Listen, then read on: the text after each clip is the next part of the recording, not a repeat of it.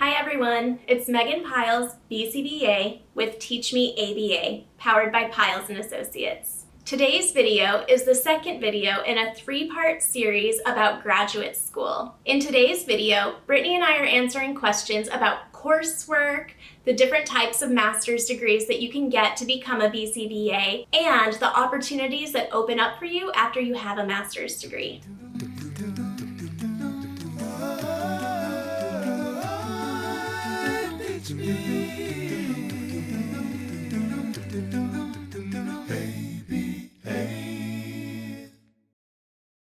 Yeah, I see another good question, which is, was the coursework difficult and time consuming? All right. Well, yeah, you have a lot of reading to do. I think when you enter into grad life and any aspect of academic life, you're doing a lot of reading, you're doing coursework, you're doing assignments. For me in particular, I found it kind of refreshing to be able to go into my coursework and discuss what I was already learning in the field. I would go into my classes on Saturdays and Sundays, which I do have class this weekend, so I'll be able to talk about it. But I found that really refreshing to be able to go in and look back at the literature and say, hey, I've actually been doing that in the field. I've found this out, I've discovered this. I enjoy doing this. While it is a lot of reading, again, it all comes down to time management and making sure I saw how many pages a certain chapter was, and I just averaged out how many pages I would need to read before I have to turn in the assignment 1 or 2 days before, and just write it down and say, read 5 pages tonight, read 3 pages tonight, and then do the assignment. And I found that really easy to just complete my assignments and turn it in on time. Yeah, I was reading like 500 pages a week. Yeah. But I'm also a nerd, so I would read an article and then fall down a rabbit hole because I'd be like, wow, this citation is really interesting. I'm going to go read that. So I was just addicted to grad school and learning at that point in time. But I was definitely doing my schoolwork until 9 p.m., 4 nights a week. Yeah. I would try to give myself Sunday off, but Saturday all day was focused on schoolwork. But I'm also not the type of person who can write at 2 a.m. So I think a lot of people are good at crunching in the last minute, and they can just couple nights leading up to a term paper, they can just stay up all night. And I can't do that. I was also 5 years older than everyone in my grad program. So it's just I need rest. I just really like spacing things out and planning and keeping things in the quadrant 2 of time management, where everything is important that you're working on, but it's not urgent because you've planned ahead. But yeah, I think anybody who doesn't want to spend a lot of time working on their stuff in grad school either maybe shouldn't go, or maybe they should look into a lighter course load.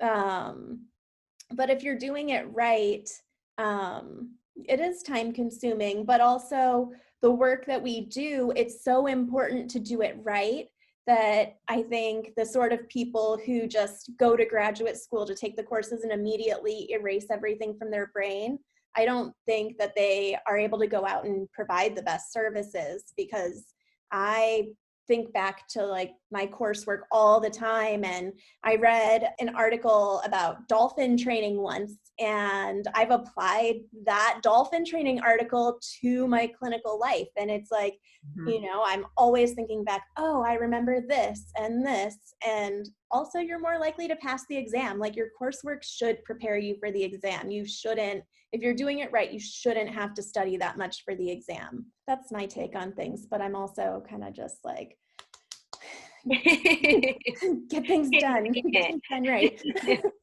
Let's do all the things and do them all really well. Yeah, I agree. Okay. I think it's also super important to know exactly what degree I'm pursuing and what you have already earned, Megan. What was your degree? So my degree is a Master's of Arts in Psychology. And a lot of people think that a Master's of Arts is less prestigious than a Master's in Science, which generally it is, but we were just named that because my program was within the psychology department. So I had to take a statistics class and a psychology class, and everything else was ABA. But also, when you have a reputable advisor and you can cite them and you come out of graduate school with a thesis and presentations at conferences, it doesn't matter if you have an MA or an MS. What's your degree going to be, Brittany? It's so funny. Mine is a master's of science in psychology with ABA. Yeah, but it's very funny because my undergraduate life was a bachelor's of arts, but it is a bachelor's of arts in sociology and psychology. So I do also understand how it could be seen as less prestigious, but the point is we've put in the work and we have the passion and we're still using everything that we've both learned. You are you're like my go-to book / dictionary / everything, library, everything, So I think it all just depends, as you say, is how you've put what you've learned to work in the real world, in the field. I think that's definitely what's important as far as also, again, my opinion goes. But yes, that's what I'll earn when I'm done with all of this semester. I'm excited. And I know there are also alternatives, like there are master's degrees in education. We see a lot of those come through. So it really, a lot of the name of the degree is based on what department the ABA department fell within. ABA is a growing science. We're much younger than psychology and education. So a lot of times we're kind of pigeonholed into those, but that isn't necessarily something you need to base your degree on. What's going to get you a job after graduate school is having a good GPA and that BCBA. Once you have your BCBA, that's mostly what people look unless you're aiming for a higher level position, at which point you may need more experience under your hands or mentorship under someone who's reputable. But besides that, I don't think the name of the degree matters so much.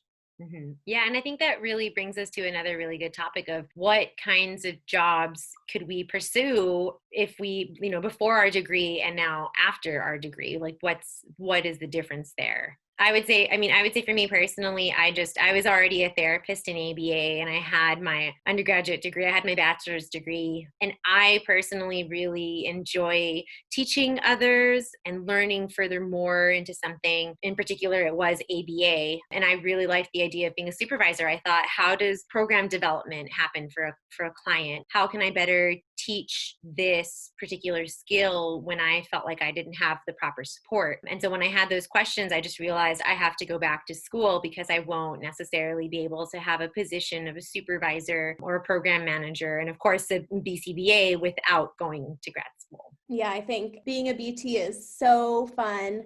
And I loved it for years. I was a BT for years, or consulting in schools, all that, like just direct work with the kids. I did for a long time, but you get older and you don't move as quickly. And and these kids are quick. They're so fast. Right? I know. I'm like not as fast as I was in my early 20s.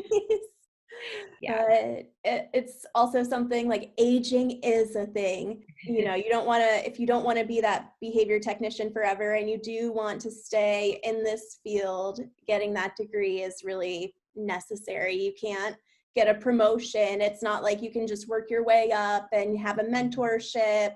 I've spent my entire life with behavior analysts who were awesome and worked in the field forever. And even I, with all my connections, couldn't, move forward because behavior analysts are criterion based. So like nepotism is not a thing here.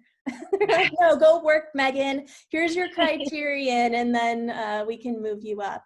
So it's just because we are criterion and competency based, that degree, it shows that you've put in the work, that you're dedicated, and that you have a knowledge set that you otherwise wouldn't have. Thanks for watching. Be sure to like, subscribe, and turn on your notifications so that you know every time we have a new post. If you have any questions, leave them in the comments below and we'll be sure to answer them in an upcoming video. Join us next week in the final episode of this series, where Brittany and I will be discussing work-life balance during graduate school and also the transition from undergraduate or daily life as not being a student to graduate school.